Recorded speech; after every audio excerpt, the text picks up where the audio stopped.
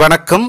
இந்த வீடியோவில் TNPSC group 1 group 2 group 4 எல்லாத்துக்குமே பயனுள்ள இந்தியன் பாலிட்டியிலிருந்து making of the Indian constitution அப்படிங்கிற டாப்பிக்கில் பார்க்குறோம். ஃபர்ஸ்டில் டிமாண்ட்ஸ் அப்படின்னு சொல்லும்போது இந்தியன் கான்ஸ்டியூஷன் உருவாகிறதுக்கு ஃபர்ஸ்டாக ஒரு டிமாண்ட் வச்சது யார் அப்படின்னா எம்என் ராய் அப்படிங்கிறவர் யார்? CPI communist party of India அப்படின்னு சொல்லக்கூடியதை உருவாக்குனதில் ஒரு முன்னோடி MN Roy. 1925 communist party of இந்தியாவில் உருவாக்கப்பட்டது.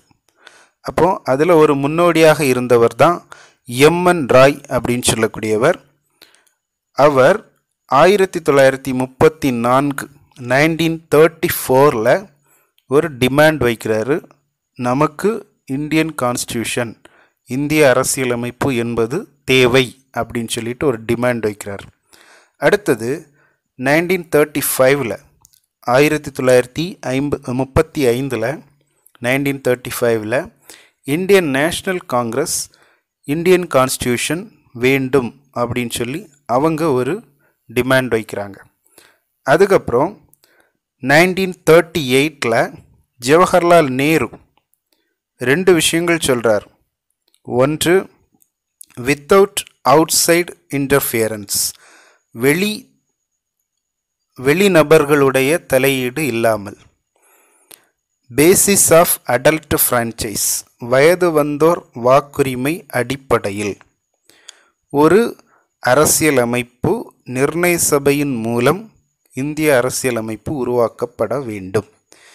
இந்தியன் கான்ஸ்டிடியூஷனல் அசம்பிளி மூலமாக இந்தியன் கான்ஸ்டிடியூஷன் உருவாக்கப்பட வேண்டும் அப்படின்னு ஜவஹர்லால் நேரு 1938 இந்த ரெண்டு விஷயங்களை சொல்கிறாரு. ஒன்று வித்தவுட் அவுட் சைடு இன்டர்ஃபியரன்ஸ், இன்னொன்று பேசிஸ் ஆஃப் அடல்ட் ஃப்ரான்ச்சைஸ், மற்றவர்களுடைய குறுக்கீடு இல்லாமல் வயது வந்தோர் வாக்குரிமை அடிப்படையில். அடுத்தது,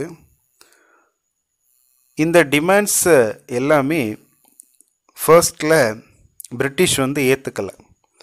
அதுக்கப்புறம் ஆகஸ்ட் ஆஃபர் அப்படின்னு சொல்லி ஒன்று கொடுக்குறாங்க 1940. அப்போ அதில் என்ன சொல்கிறாங்க அப்படின்னா, அந்த டிமாண்டை இப்போ அக்செப்ட் பண்ணுறாங்க. த டிமாண்ட் அக்செப்டட், இப்போ அக்செப்ட் பண்ணுறாங்க. ஆனால் இந்தியர்களை போரில் ஈடுபடுத்தணும் அப்படின்னு சொல்கிறாங்க. 2ஆம் உலகப்போர் ஆரம்பமாயிட்டு 2ஆம் உலகப்போர் 1939 இருந்து 1945 வரைக்கும் செகண்ட் வேர்ல்டு வார் நடக்கும். அப்போது செகண்ட் வேர்ல்டு வார் 1939 to 1945 வரைக்கும் நடக்கும். அந்த காலகட்டத்தில் இந்தியர்களை போரில் ஈடுபடுத்த வேண்டும் அப்படின்னு சொல்லிட்டு லின்லித்கோ பிரபு அவர் தான் இந்தியர்களை போரில் ஈடுபடுத்தியவர்.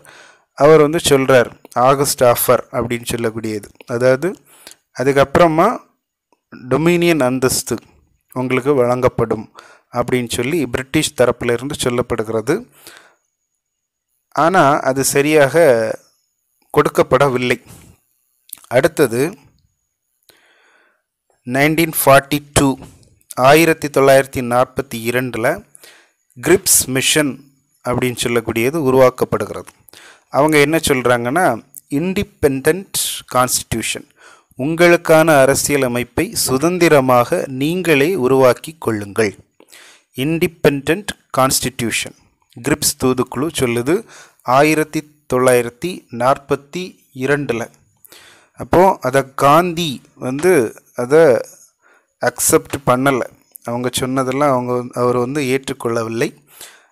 அவங்க என்ன சொல்கிறாங்கன்னா, ஆஃப்டர் வேர்ல்டு வார் செகண்ட், 2வது உலகப் போருக்கு பிறகு நீங்களே ஒரு அரசியலமைப்பை உருவாக்கி கொள்ளுங்கள் அப்படின்னு சொல்கிறாங்க. அப்போது ரிஜெக்டட் பை த முஸ்லீம் லீக்கும் அவங்க சொன்னதை ஏற்றுக்கொள்ளவில்லை. ஏன்னா அவங்க பார்ட்டிஷன் அப்படிங்கிறதுலே குறியாக இருக்கிறாங்க. இந்தியாவை இரண்டாக பிரிக்க வேண்டும், இந்தியா பாகிஸ்தான் என்ற இரண்டு நாடுகளாக பிரிக்கப்பட வேண்டும் அப்படின்னு சொல்லக்கூடிய கோரிக்கையிலேயே முஸ்லீம் லீக் வந்து முன்னிலைப்படுத்திட்டு நிற்கிறாங்க. அவங்க இதை அக்செப்ட் பண்ணலை, ரிஜெக்ட் பண்ணுறாங்க. அதுக்கப்புறம் கேபினட் மிஷன் அப்படின்னு சொல்லக்கூடியது 1946 கொண்டு வரப்படுகிறது. இந்த கேபினட் மிஷன் வந்து உருவாக்கத்தில் அந்த குழுவில் இருந்தவர்கள் யார் அப்படின்னு பார்த்தோம்னா Patrick Lawrence, Stafford grips, AV Alexander 3 பேரும் அந்த கேபினட் மிஷனில் இருந்த 3 உறுப்பினர்கள், அந்த குழுவில் இருந்தவர்கள். இந்த குழு என்ன சொல்லுதுன்னா, The Constituent Assembly was constituted in November 1946.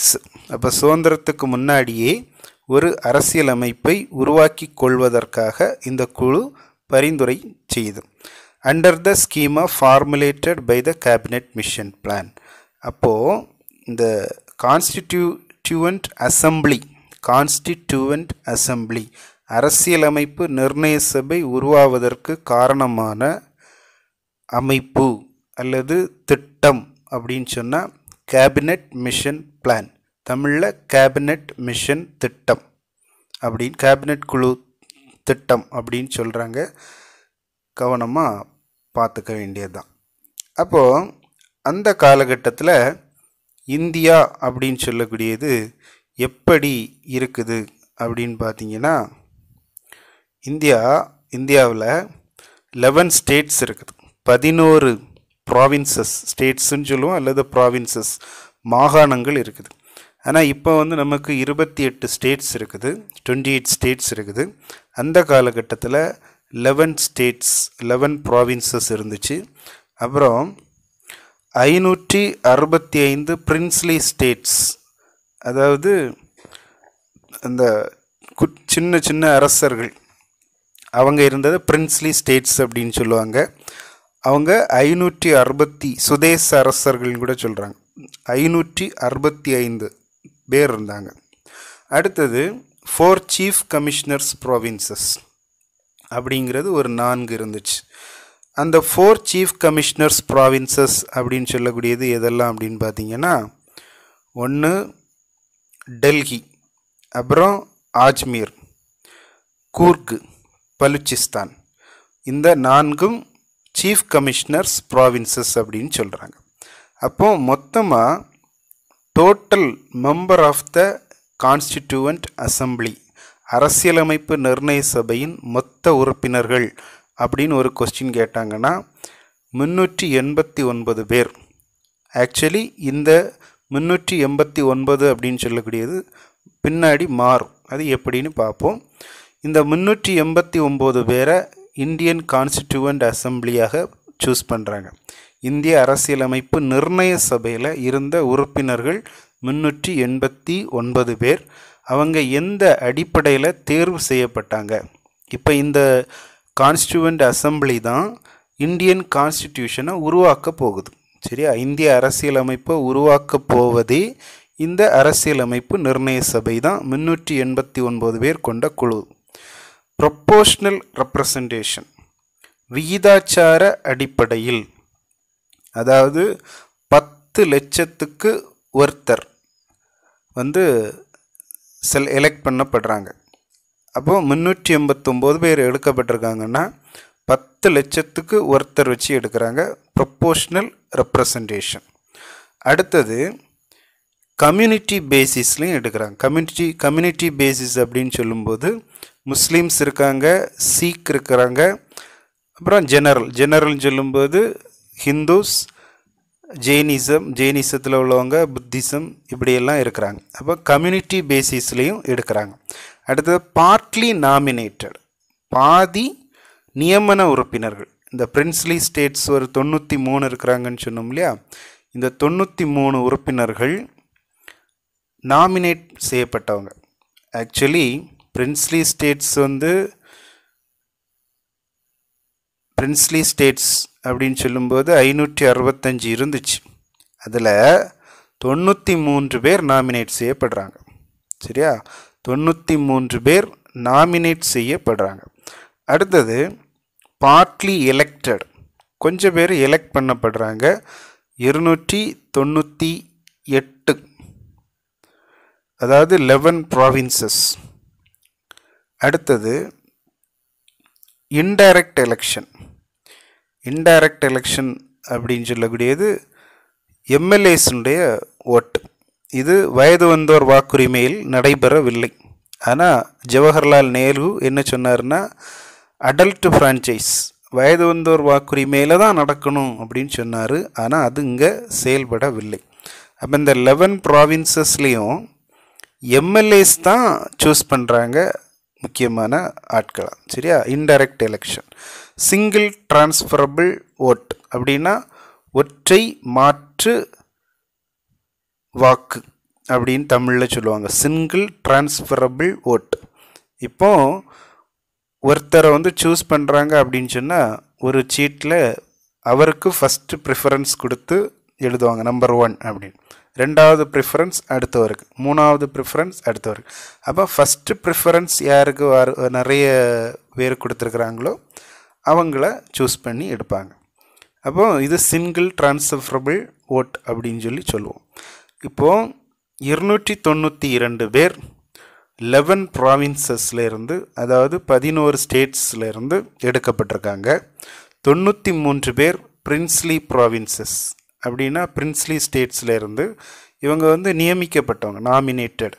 அதுக்கப்புறம் 4 மெம்பர்ஸ் சீஃப் கமிஷனர்ஸ் ப்ராவின்சஸ்லேருந்து எடுக்கப்படுறாங்க. அப்போ மொத்தம் 389 பேர் டோட்டலாக இப்போ இருக்கிறாங்க. அடுத்தது முக்கியமான ஒரு குறிப்பு என்ன அப்படின்னா, இந்த கான்ஸ்டிடியூவன்ட் அசம்பிளியில் 2 முக்கியமான தலைவர்கள் இல்லை. ஒருவர் காந்தி, இன்னொருவர் ஜின்னா. சரியா? ஜின்னா முஸ்லீம் லீக்கினுடைய தலைவராக இருந்தவர். அவர் இந்த கான்ஸ்டிடியூவன்ட் அசம்பிளியில் உறுப்பினராக இல்லை. காந்தியும் இந்த கான்ஸ்டிடியூவன்ட் அசம்பிளியில் உறுப்பினராக இல்லை. அடுத்தது ஒர்க்கிங் ஆஃப் கான்ஸ்டிடியூஷனல் அசம்பிளி. இப்போ கான்ஸ்டிடியூஷனல் அசம்பிளி எப்படி வேலை செய்யுது அப்படின்னு பார்ப்போம். முதல்ல ஃபர்ஸ்ட் மீட்டிங் நடந்துச்சு. எப்போ? December 9, 1946, 1946 December 9 first meeting Indian constitutional assembly, அரசியலமைப்பு நிர்ணய சபையின் முதல் கூட்டமானது நடைபெற்றது.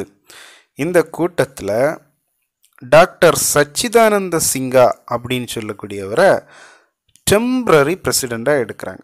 அதாவது தற்காலிக தலைவராக டாக்டர் சச்சிதானந்த சிங்கா நியமிக்கப்பட்டார். பொதுவாக ஒரு ஊர் கூட்டம் நடக்குதுன்னு வச்சுக்கோங்களா, ஃபஸ்ட்டாக ஒரு கூட்டம் நடக்குது.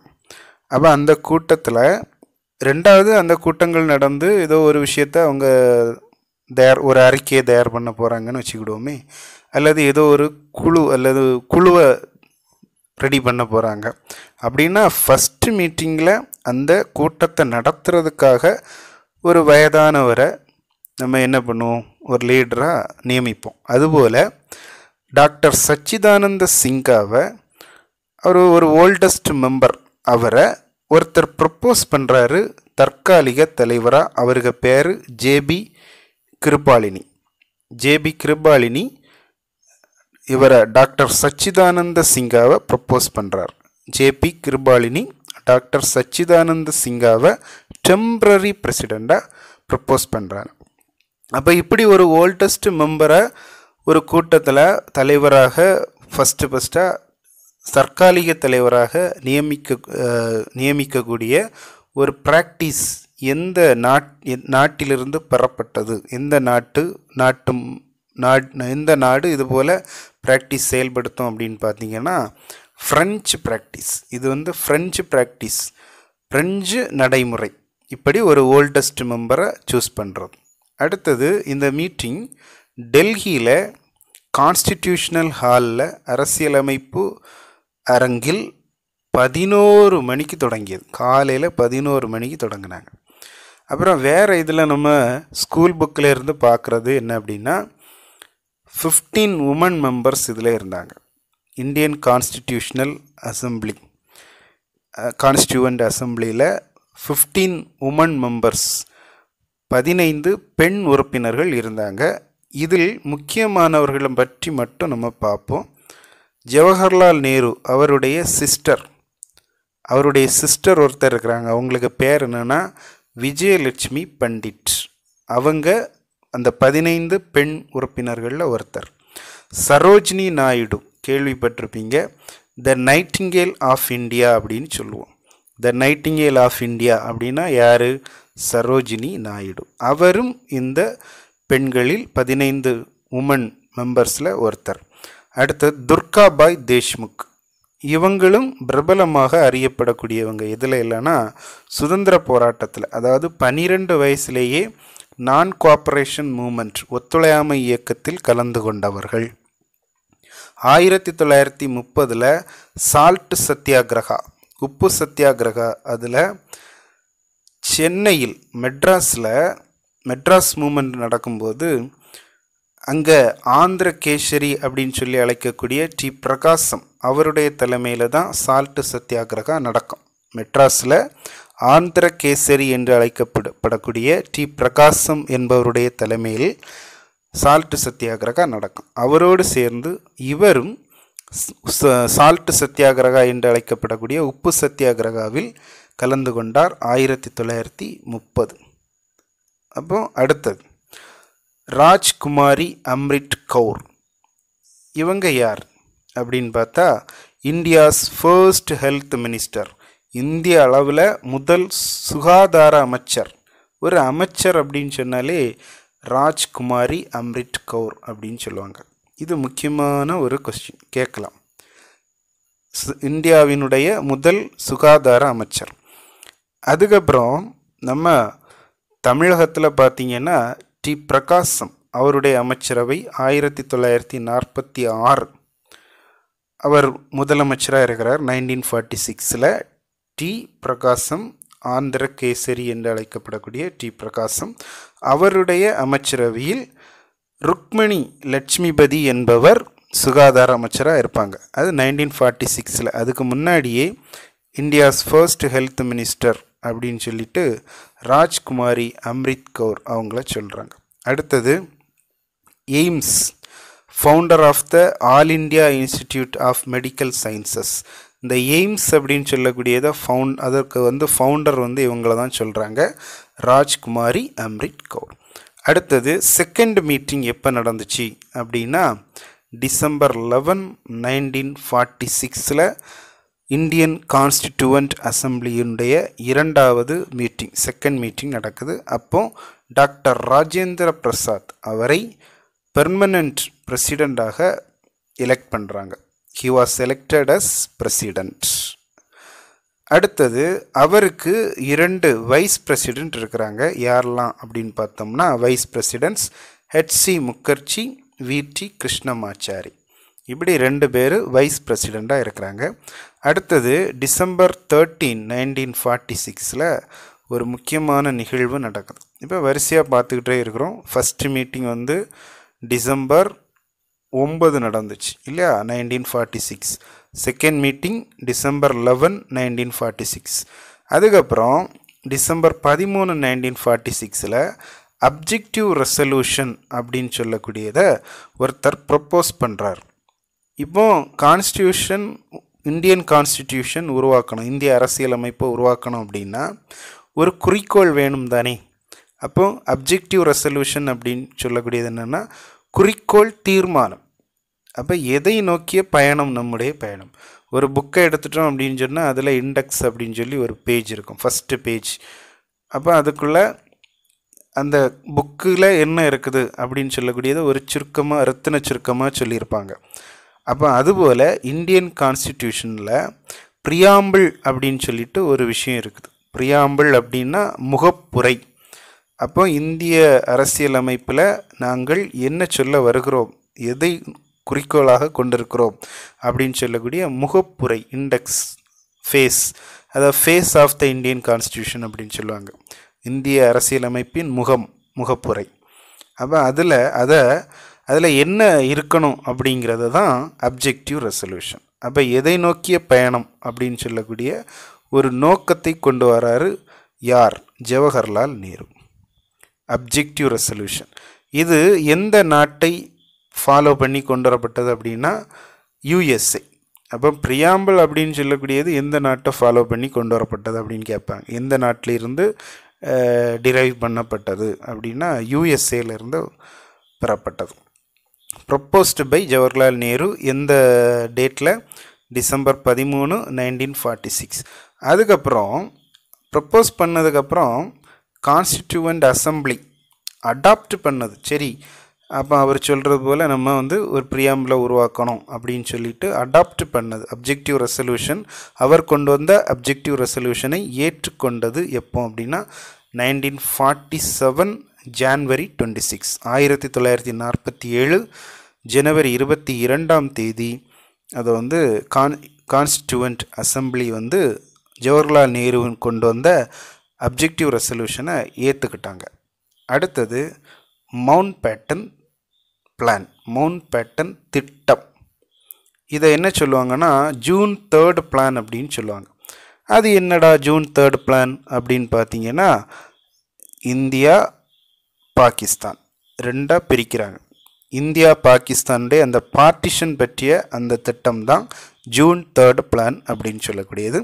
அதன்படி இந்தியன் இண்டிபெண்டன்ஸ் ஆக்ட், இந்திய சுதந்திர சட்டம் ஜூலை 18, 1947 கொண்டு வரப்பட்டது. இந்தியன் இண்டிபெண்டன்ஸ் ஆக்ட் கேட்பாங்க. ஜூலை 18, 1947 கொண்டு வரப்பட்டது. ஆனால் குழம்பிடக்கூடாது, ஆகஸ்ட் 15 போட்டு வச்சிடக்கூடாது. சரியா? ஜூலை 18, 1947. அதுக்கப்புறம் 3 சேஞ்சஸ் நடக்குது. 3 சேஞ்சஸ் ஆஃப்டர் இண்டிபெண்டன்ஸ். சுதந்திரம் கிடச்சாச்சு. சுதந்திரத்துக்கு பிறகு ஒரு 3 சேஞ்சஸ் கொண்டு வராங்க. இதெல்லாம்னா என்ன அப்படின்னா, total membership of Indian constituent assembly change ஆகுது. எப்படி?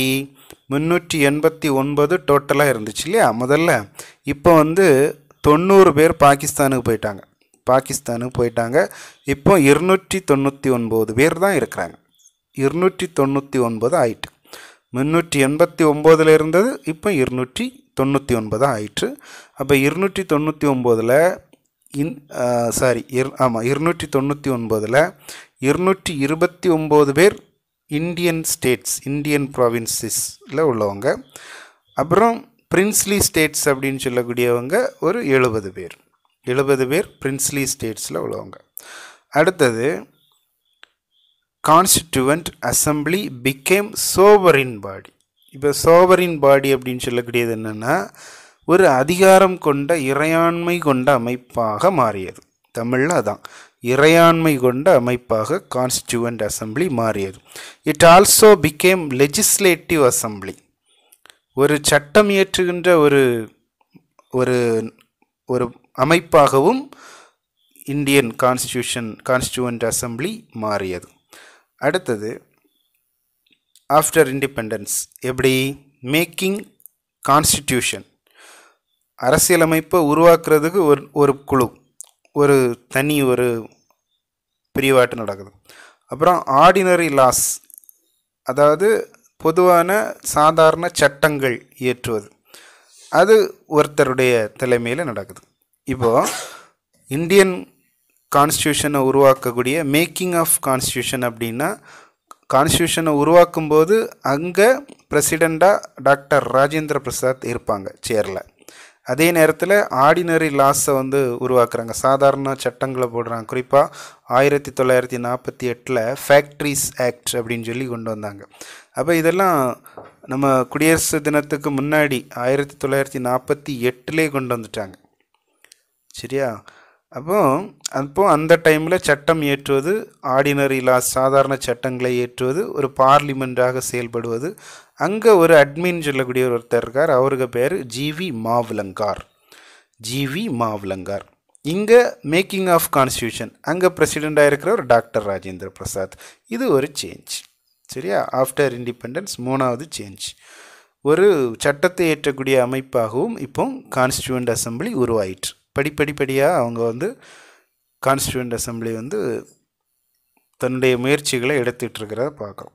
அப்போ இதில் அடுத்ததாக நம்ம என்ன பார்க்குறோம்னா, G V Mavalankar first speaker of Lok Sabha, முதல் மக்களவை சபாநாயகர் யார் அப்படின்னு கேட்பாங்க. ஜிவி மாவ்லங்கார். சரியா? சரி. அப்போ இதுவரைக்கும் இந்தியன் கான்ஸ்டியூஷன், அதாவது மேக்கிங் ஆஃப் இந்தியன் கான்ஸ்டியூஷன் அப்படின்னு சொல்லக்கூடிய டாப்பிக்கில் ஃபர்ஸ்ட் பார்ட் பார்த்துருக்குறோம். மீண்டும் அடுத்தடுத்த பகுதிகளில் இன்னும் நிறைய தகவல்களை பார்ப்போம். நன்றி.